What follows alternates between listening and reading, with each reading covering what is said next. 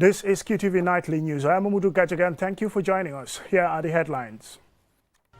At the opening of a week-long Migrant Plus General Meeting currently being hosted by MRC Unit The Gambia, African medical scientists and malaria research experts have called for more collaboration and support to African-led medical research programs. Startup, an NGO based in the Canary Islands, launched a training workshop on Monday with the Gambia's Interior and Gender Ministries to teach fire officers and security personnel how to produce life jackets and rescue tubes. Officials from the Gambia Immigration Department announced that in a joint operation, they intercepted over 80 would-be migrants, including a suspected smuggling agent. MBE holder Dr. Fatou Balde, a Gambian-born activist and internationally renowned advocate for women's rights, has been named one of Time magazine's Women of the Year for 2025. The Gambia Female Automotive Service Providers hosted a career day targeting female students to promote automotive and technical skills among young women. Those were the headlines. Now the news in detail.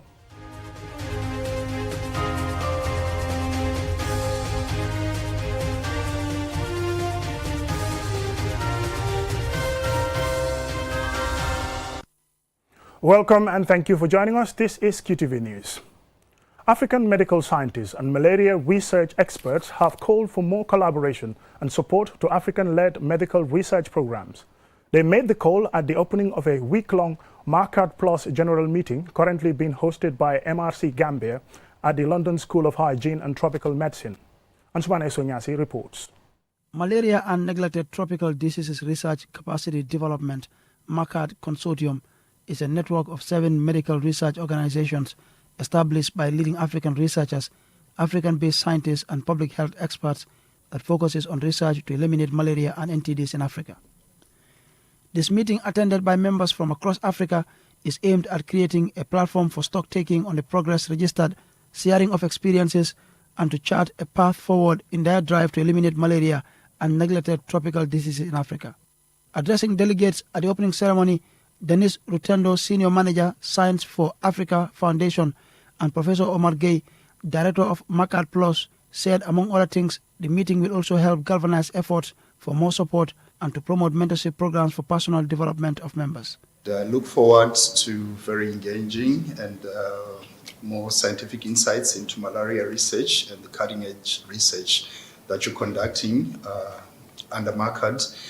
And over the next few days, I also would like to get more insights. Research training, we develop new curricula, malaria elimination. We have increased our capacity in GFCP. Safeguarding also is very important aspect, and equity. And now scientific citizenship also, as I mentioned earlier, community and policy engagement is a very important topic for us. As you can see now, our vision is to develop the future African scientific leaders, to have a positive impact, high consideration of parts, to have one leadership in African-led research. Professor Alfred Ngiwa and Dembo Kante, Head of Strategic Partnerships at MRC Gambia, said the Gambia is proud to host such an important event that will help shape research efforts on the continent. They also stressed the need for more support and collaboration for research led by African-based scientists. We have facilities that are available that receive fellows from other programs that come to use our facilities to do their research. And that is the purpose of having an institution like MRC in the Gambia participating in such programs.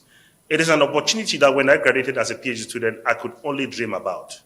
Because when we graduated as PhD student, you have to look for opportunity to work for someone in the institution or find a postdoctoral opportunity somewhere to go and work. For me, I always say that the gap is so big that really everybody can do whatever you want in there.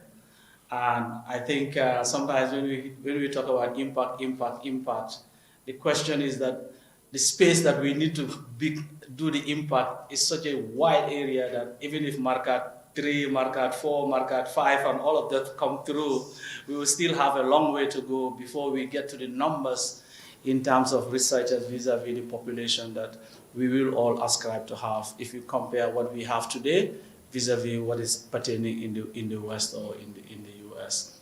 Similar remarks were made by the British High Commissioner to the Gambia, Harriet King, and Dr. Halima Abdullah, chairperson of the Makat Plus External Advisory Board, who all underscored the need to also consider and support women researchers improving health across the continent and conducting quality research that translates into impactful policy and practice. Answana Nyasi for KTV News. Startup, a non-governmental organization based in the Canary Islands, Spain, launched training workshop on Monday in collaboration with the Ministries of Interior and Gender to teach the production of life jackets and rescue tubes for female officials of the Gambia Fire and Rescue Services, as well as other security personnel and lifeguards.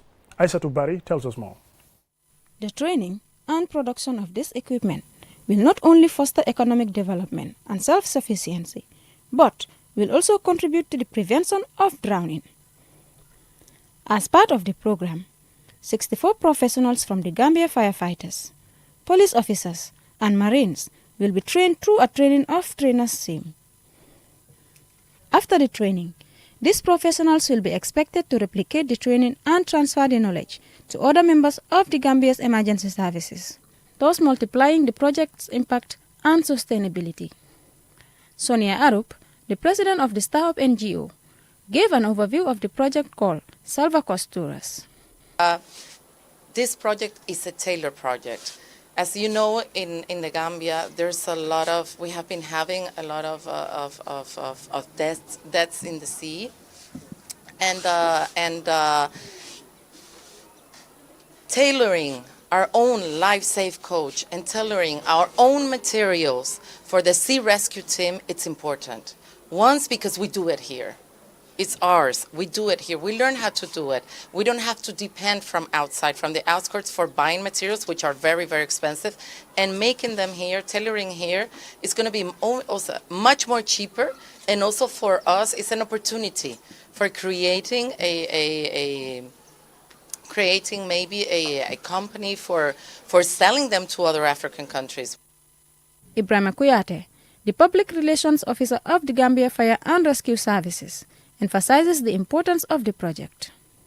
This project, like we asked, is very important to us as safety emergency responders, because looking at our functions as an institution, we are here to save lives, property, to help in the rendering of humanitarian services, and also we help to partner with others so that our environment can be protected. Aissatou Jammeh is a firefighting officer and a trainee. With this idea,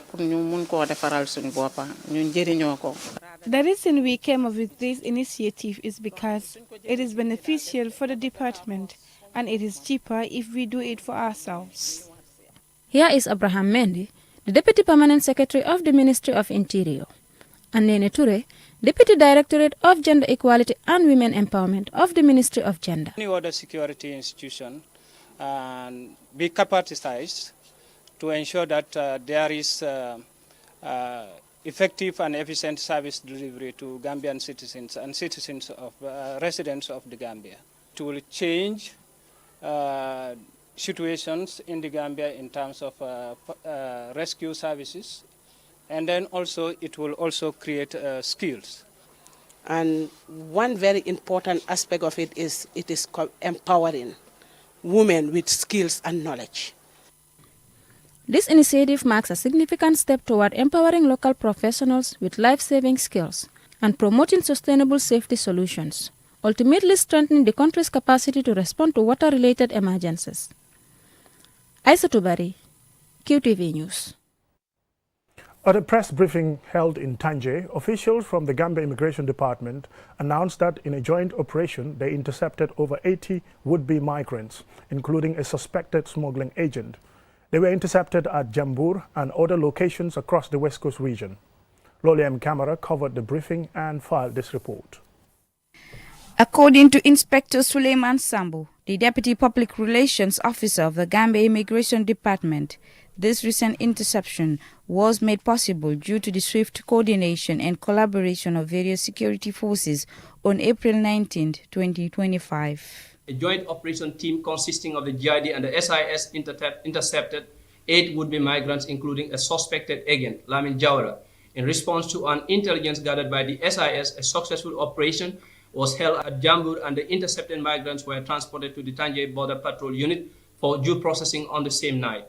Deputy PRO Sambo highlighted the nationalities involved in the operation and emphasized that the success of this operation was largely thanks to the intelligence gathered by the State Intelligence Service. Would-be migrants were 2 Gambians, 5 Senegalese, and 1 Nigerian. Then on Saturday, 20th April 2025, a thorough investigation ensued by the Joint Investigation Team, which warranted the obtainment of witness statement and some cautionary statement from the would-be migrant, and Lamin Jawara was a prime suspect. However, an investigation indicates that one Lamin Jame, who has a pending case with us and currently reporting on bail, is yet again involved in receiving payment and recruiting migrants for another irregular migration journey. A migrant attested to have paid a sum of $55,000 to Lamin Jame in Serekunda for the trip. Further investigation revealed that Mr. Jame, who is currently in our custody, was also engaged in collecting money and recruiting migrants from the Gambia and Senegal. He has confessed to receiving over 4 payments ranging from $30,000 to $50,000. Inspector Sambo also provided details of another interception on April 23, 2025, a boat bound for the Canary Islands. On Wednesday, April 2025, at around 12 a.m., the Tangier Border Patrol Unit, in collaboration with SIS, intercepted 77 would-be migrants in Sanya. A 7-passenger van with registration number BJL 89635 and 9 gallons of fuel were also confiscated during the operation. Witness statements were obtained from some of the migrants, and the investigation team was duly informed that one Sekou Kamara, a native of Farato, is the sole organizer of the irregular migration trip. He recruited migrants in the Gambia and promised to transport them to the Canary Island through a irregular migration route. He has amassed over 200 payments of would-be migrants ranging from $20,000 to $50,000. The migrants were initially harbored in a compound in Jalamba before moving to Sanyang on Sunday, 20th April. While awaiting departure at Sanyang, 77 among the would-be migrants were intercepted by the GID officers while others fled the scene. In a further operation at Batakunku, Brusubi and Brufut on April 27, GID officers in Tangier, in partnership with other agencies, intercepted 37 would-be migrants, among whom was a pregnant woman, along with minors. According to figures compiled by the Gambia Immigration Department, the recent operation involved 39 Gambians, 22 Guineans, and individuals of other nationalities. For QTV News, Loli M. Kamara. From that report by Loli M. Kamara, we are now taking a short commercial break, and when we return, we will hear from MBE holder Dr. Fatou Balde, a Gambian-born activist recently named one of Time magazine's Women of the Year for 2025, as well as discuss efforts by the Gambia female automotive services providers to inspire female students to pursue careers in automotive and technical skills. Stay tuned, we'll be back.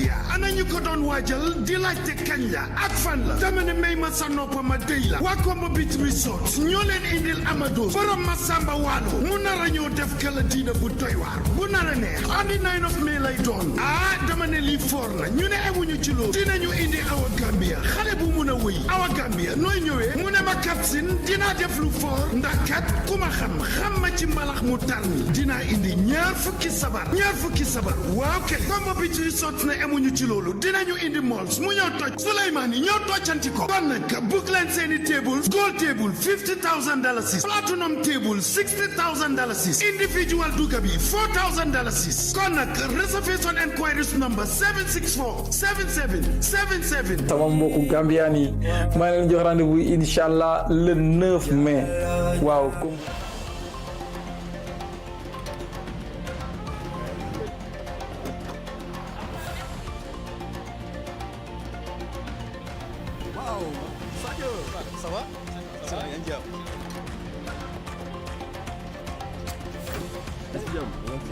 Oryx, with you all the way.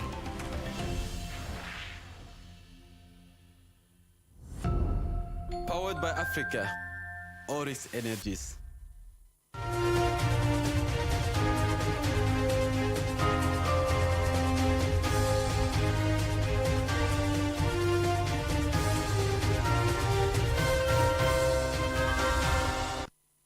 Welcome back, and this is QTV News.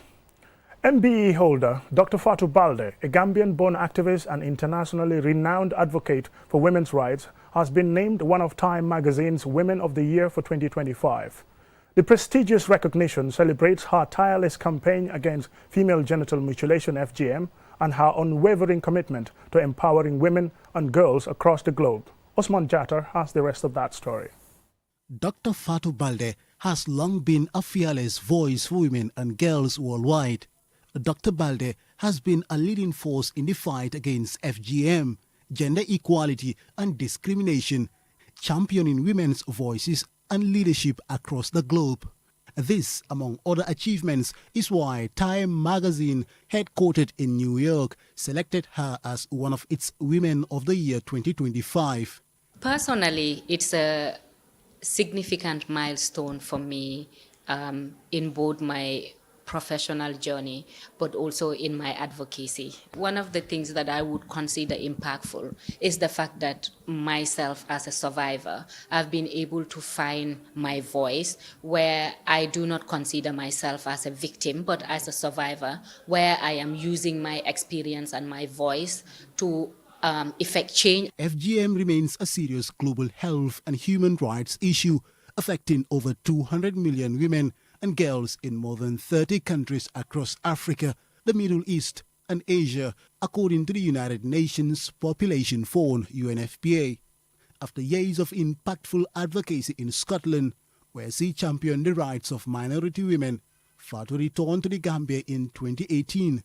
She went on to establish Women in Liberation and Leadership WILL, some grassroots women-led organizations working to combat systemic violence. Gender-based violence is not just the physical consequences, but it's also how it prevents women and girls from achieving and realizing their full potential. If we want to make sure that we develop, we must bring women on board. As a survivor of FGM, Fatou's advocacy is deeply personal. Her story echoes the experiences of millions of others and continues to challenge the entrenched gender inequality. Apart from this recognition, former U.S. President Barack Obama publicly praised Dr. Balde's work to end FGM during his address on International Women's Day 2025, further underscoring the global impact of her advocacy. In July 2024, the Gambia's National Assembly rejected a controversial bill that sought to repeal the 2015 law banning FGM. Dr. Fatou Balde played a pivotal role in mobilizing both national and international efforts to oppose the bill and protect the landmark legislation. I want to provide that platform where girls can dream, but also achieve those dreams. So our work at the community level is to have those conversations with men and women, but also with our community leaders, with our policymakers. In early March 2024, Dr. Fatou Balde received the prestigious International Women of Courage IWOC award from U.S. First Lady, an honor that further recognized her exceptional contributions to women's rights and advocacy. If I can do it, you can do better than me. From an FGM survivor to a global advocate, Dr. Fatou Balde's journey is one of courage, resilience, and unwavering purpose. Her message to women and girls is clear: stand strong, speak out, and lead the change. Osman Jatta, reporting for QTV News. The Gambia Female Automotive Service Providers hosted a career day targeting female students to promote automotive and technical skills among young women. Julden Jai attended the event and she now reports. Youth unemployment remains a pressing issue in the Gambia, with young women often facing even greater barriers to securing meaningful employment. In response to this challenge, the Gambia Female Automotive Service Providers organized a career day aimed at empowering young women to pursue self-employment or secure jobs in these male-dominated industries. Fatoumata Jammeh, founder of Female Automotive Service Providers, shares her personal journey and the inspiration behind establishing the company. My colleagues that they were discouraging me, and then they said, no, if you do this, you will not see anything because the country is so hard. But I said to myself, no, what I can do, I will also be part of the national development of my country, which I always tell my colleagues. Faba Jammeh, Director of Employment at the Ministry of Trade, highlighted that while his ministry is not solely responsible for skills development, they collaborate closely with sister ministries to help women and girls acquire practical and marketable skills. All that we do in the ministry, in all the directorates, we promote women participation. So currently we have an employment policy that speaks very clearly as to how we look at the marginalized groups, which include women. Emily Sar, a gender and development consultant, and Mamadi Kurang, a financial consultant, emphasized the importance of supporting women and youth entrepreneurs. Because what we really give them are just, it can't take them anywhere.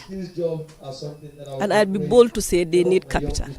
But these frameworks that we have are in supporting the youth. We have to believe in them, that they can make a change in the future, and give them that support and the guidance to make it possible. After the policies, we need to see financing, we need to see resources, we need to see a commitment to encourage them, because some of these fields, we're talking about breaking barriers. You know, how can we see women entering into male-dominated professions? It's not so easy like that. So if we just leave them on their own and say, oh yeah, we have good policies, it's okay, I don't think we will make a lot of progress. We need more resources and more financing.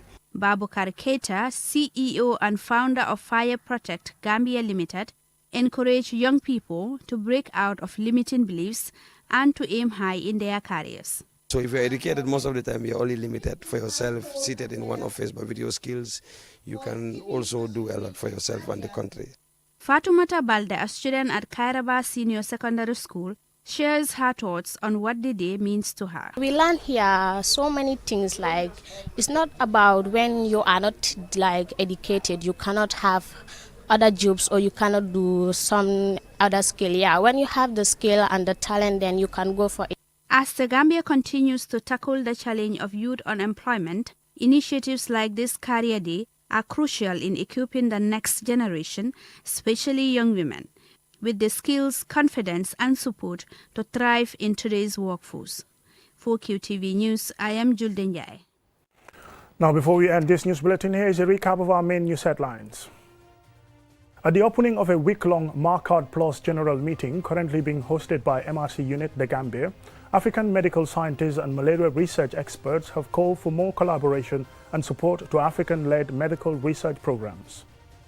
Startup, an NGO based in the Canary Islands, Spain, launched a training workshop on Monday with the Gambia's Interior and Gender Ministries to teach fire officers and security personnel how to produce life jackets and rescue tubes.